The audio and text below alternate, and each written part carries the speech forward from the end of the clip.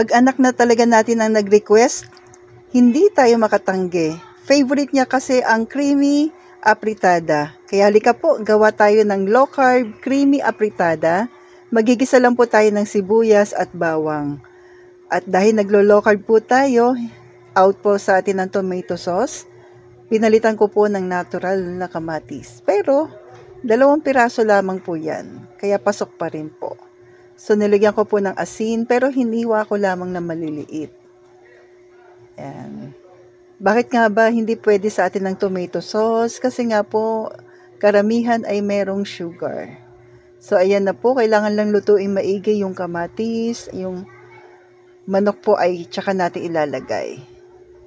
Leg part po yung aking nilagay po dito. At isasangkot siya lang natin. Yan naman talaga po ang dapat. Okay? So, pero, yung tomato paste, pwede naman sa atin.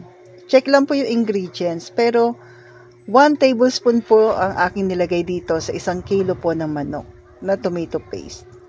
Dagdag lang po ng flavor at pampakulay na rin. Kasi baka hindi nyo makita sa sobrang putla. May ganon. So, ayan na po. Lagyan na natin ng asin. Nilagyan ko na rin po ng paminta. Sangkot siya lang natin maigi hanggang sa lumabas yung natural oil niya. Kapag ganyan na po, ayan, yung kanyang oil na po yung lumalabas, mag-add na po tayo ng water. So, pangsabaw para po mas maluto yung ating manok. Kayo na pong bahala kung gaano karami. Pinakuluan ko po ng mga 30 minutes kasi leg part po ito, medyo matagal maluto ang leg part. Yan. So, kapag naluto na po yung manok, tingin nyo ay okay na, add na tayo ng cheese.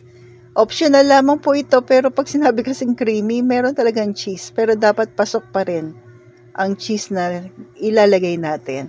Then, hinaan mo na po at patagalin mo na po maigi. Pakuluin na maigi hanggang mag-melt yung cheese. Katulad po niyaan, ang sarap nito ka low carbs. Pati yung sabaw, ay sauce, ginagawa niyang sabaw. Pero wala siyang rice, low carb din na rin po siya. So, stay healthy, stay low carb po, and God bless.